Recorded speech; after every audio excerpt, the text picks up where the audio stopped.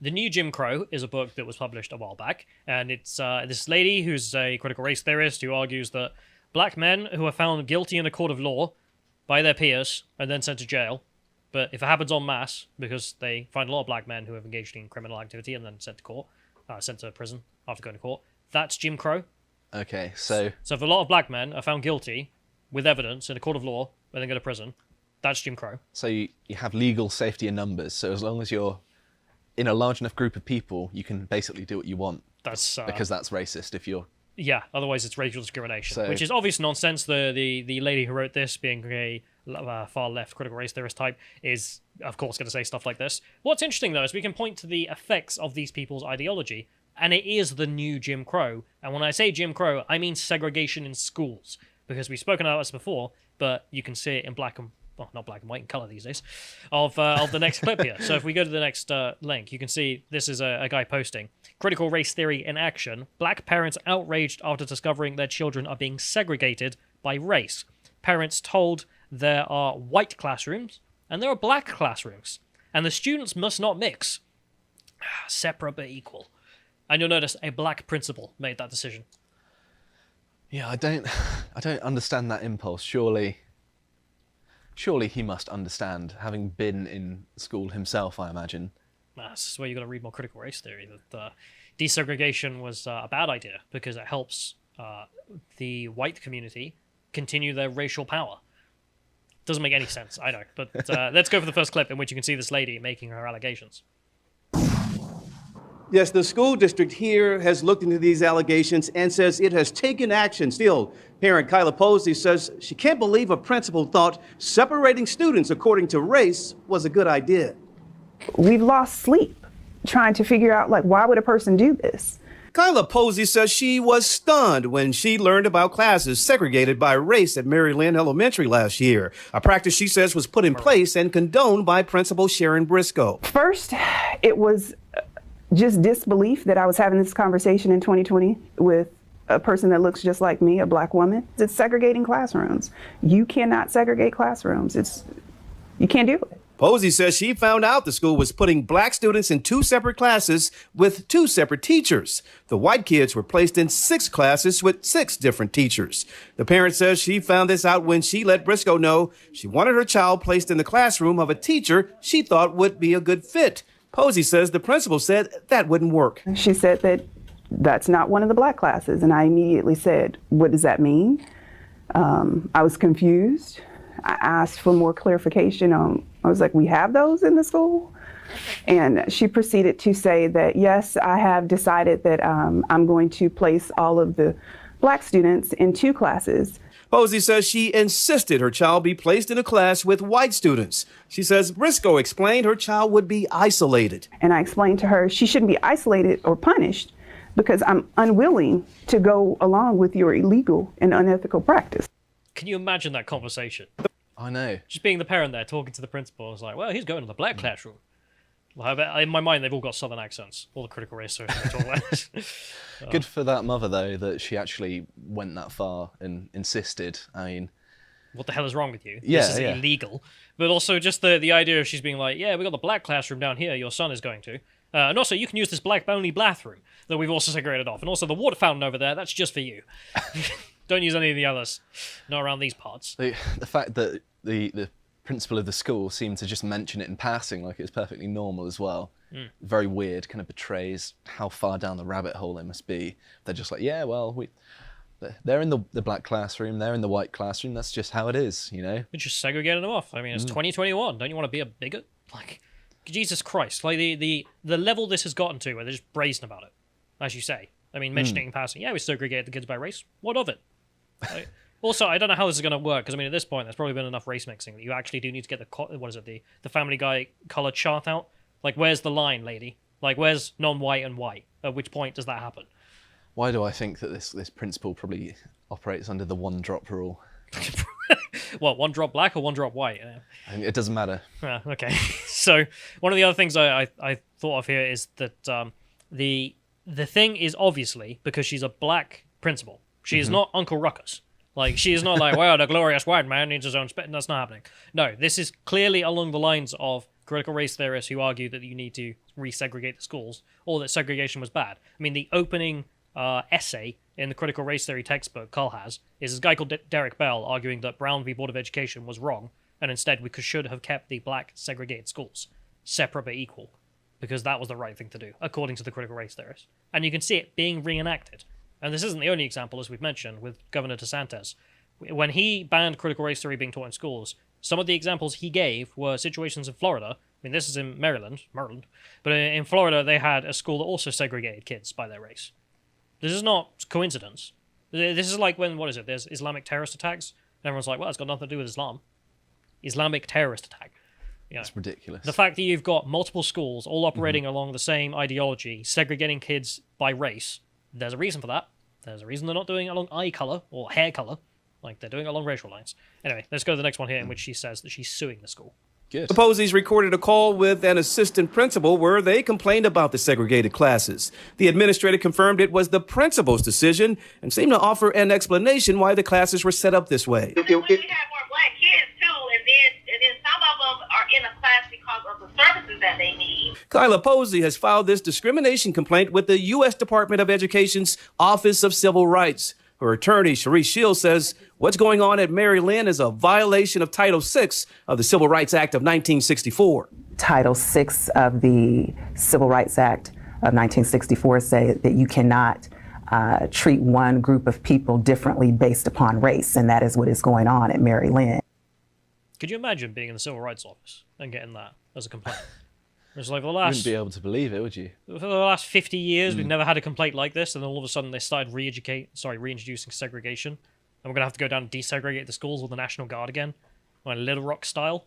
It's just like the critical race theorists chanting, being like, no, you can't do this. It's amazing, really, that these principals and these people in the modern day think that they know better than the people who actually wanted to end this stuff, that actually lived through it. They were the ones that pushed this through, and they're like, well, no. Despite them actually living through it and thinking it's terrible, we're going to impose it again. Yeah, I mean, the arrogance on the people. These scumbags, so I'm on the right side of history. Go to hell. These people are goddamn evil. But also, I didn't really get the quote in there. They said, they called the school and taken a quote that might reveal the reason they done this. I wish we had more black kids too, and then some of them are in a class because of the services that they need. What? Yeah, I didn't really get what that meant. I assume, because it's the argument of like, well, black kids shouldn't learn from white teachers because they don't understand them. Crap like that. Presumably it's that kind of thing where they're, well, they need black teachers to teach them, otherwise they won't understand things. As if black people are, I don't know, like a different species or something. They just can't interact with white people ever. I mean, this is their ideology. Anyway, so I thought I'd mention as well on this, because I got a bit mad when I watched the Charlie Kirk-Vorsh debate, particularly with the section in which they spoke about critical race theories in schools. I don't know if you saw any of this. No, I didn't get around to watching it. So Tim Pool, I think, brings up the issue, and he gives some examples of egregious stuff. And Vosh is like, yeah, that's bad, the egregious stuff, because, I mean, who's going to support that in public? But then he says that he thinks there's an academic version, which is not being used in schools because it would be very difficult or impossible to teach kids the academic version, and therefore there's not really a problem there. And I'm like, no, that's not the situation, and I'm sure he's aware, which is that you don't need to sit down with the kid in the textbook and run through the textbook. That's not how that's going to work. What's going to work is going to be stuff like that, where they segregate the kids into different classrooms. So he's saying that you can explain the segregationist approach academically, or it would work in an academic setting, but in like higher education when you're an adult. Is that what he's trying to say? To steal my name, no. He was saying that it's an academic field of law, which is a thing. I don't think he called it crazy, but obviously it's crazy. And then that's not being applied in the schools, but it obviously is. Like, we can see the real world examples. I mean, that's a perfect example of how you don't need to teach the topic directly if you could just get the ideas into the children's heads by other means. I mean, segregating the kids off, or just bombarding them with stuff about white privilege as another example that you could do. And it's also a great example about why this stuff is illegal and rightfully considered so because it is evil. But whatever. So I just wanted to mention, I wish I had the textbook with me, but I left it over there. But the opening essay on critical race theory, as we've mentioned, is Derek Bell arguing against Brown v. Board of Education because he thinks that desegregating the schools was an act of white power, which is fucking How does that work? Oh, I'm an idiot, man. Anyway, so they also define themselves in the opening section of the book, their textbook, that's opposed to MLK and his dream, because that would be integrationist, and they recognize that their worldview to the average American looks like the Black Panthers or the Black Nationalists. It looks like they're the mirror version of the Klan. I mean, they're not wrong there. Yeah, so they say it themselves in the opening section, and then decide that that's why we've academicized everything, so that it doesn't easily come off to the public. Kind of sanitizes it a bit behind a wall of jargon that you can't really realize what they're saying. I've noticed that a lot, that the critical race theorists hide behind a lot of jargon that if you're actually, academically trained, you can just see through it immediately. It's like, well, that doesn't actually mean anything. There's no meaning behind those words. You're just using them as placeholders. Well, a lot of times regurgitating stuff. So, to give an example of why they're obviously just black nationalists, they speak about black genocide. Mm-hmm. What normal people do. Just spouting off about white and black genocide all day. Anyway, so I wish I had the book. If you want to read it along, it's the critical race theory, the teachings that founded the movement, or whatever, by Kimberly Crenshaw, and it's page 269. So the quote from here is, "The colorblind assimilationist ideal seeks homogeneity in a society rather than diversity." Yes. Such an ideal neglects the positive aspects of race, particularly the cultural components that distinguish us from one another. She doesn't mention what they are, but put a pin in that. It may not be a desirable result for those cultural components to be subsumed into a society that recognizes commonalities. We don't want integration. That's what she's saying with that statement. We don't want integration. We're not interested in the colorblind assimilationist position. The assimilationist colorblind ignores and thereby devalues culture race. One word. Culture race. So that there's a cultural aspect to your race. So blackness, for example, or whiteness. That's a huge sleight of hand by turning that into a compound word, because they're trying to suggest that they're inseparable from one another, that if you're black, of you one have race, to be of blackness. Yeah, you have to have the culture, when obviously culture and race are two separate things. This is why they call black guys who don't agree with far less policies like race traitors, because they're like, you abandoned the culture race. You've left the culture of the race, and it's like, no, that's not how that works. You absolute morons. Like, it doesn't their view anyway. The successful abolition of black as a meaningful concept would require abolishing the distinctiveness that we attribute to the black community, culture, and consciousness. The abolition of a people's culture is, by definition, cultural genocide. In short, assimilation as a societal goal has grave political consequences for black and other non-whites. What's the consequence? It's going to get rid of blackness and instead assimilate minority communities into being Americans. That's their complaint. That's not really a bad impulse, is it? We want you to be part of our culture. It's not a negative thing. But that's also why they segregate the classrooms. Why does she do that? Because she wants to preserve the culture race of the black students as being separate. Apparently equal, I presume, as well on that. Also, if you apply that principle that, if culture being undermined is cultural genocide, was that the term she used? Yeah, cultural genocide. So what, immigration to the UK, yes. any kind of highly populated minority area, colonies, apparently is also cultural genocide of white people. But there's the thing. If I said that, I would be probably locked away but she can say it about other stuff. So but the argument there, she wants so the leftists are segregating off non-whites as something separate from America, as blackness, or she says non-whites, or like Latinxness, or whatever the hell it is. And she's arguing that to assimilate those groups into being American, that's not what we should do. We should instead keep them separate but equal. How are they not American, though? It's not like they're still African. If they went to Africa, they would have way less in common than other Americans. They're not American, they're black. That's how they view this. So weird. Yeah, but the point there being that if we allow them to assimilate, well, therefore they won't identify themselves on racial lines, and therefore what happens to our race politics? I mean, God forbid as well, they might identify on personal lines, on individual lines, and therefore think of themselves as a person instead of part of the black race. So, I mean, the greatest example of this is the next one, which is the what is it? This is called "I'm Not Black, I'm Kanye," is the title of this article if you can scroll down. Because Kanye went to the White House and said that. Yeah, he's not part of the black homogeneity of blackness. He's Kanye. He's himself. He's an individual. I love how the race grifter titles this as well. Kanye West wants freedom, white freedom. Yeah, white freedom. Liberal freedom, to be yourself, to be an individual. That's what that is. I mean, it's like a member of the CCP talking about liberalism, where it's like, you really don't get it, do you? Jesus Christ. Anyway, so let's go to Ben Shapiro talking about this as well, because this ties in quite well. Is Ben Shapiro went on Bill Maher's show to talk about critical race theory and utterly destroyed him about this. So let's play the first clip in which Ben Shapiro defines critical race theory.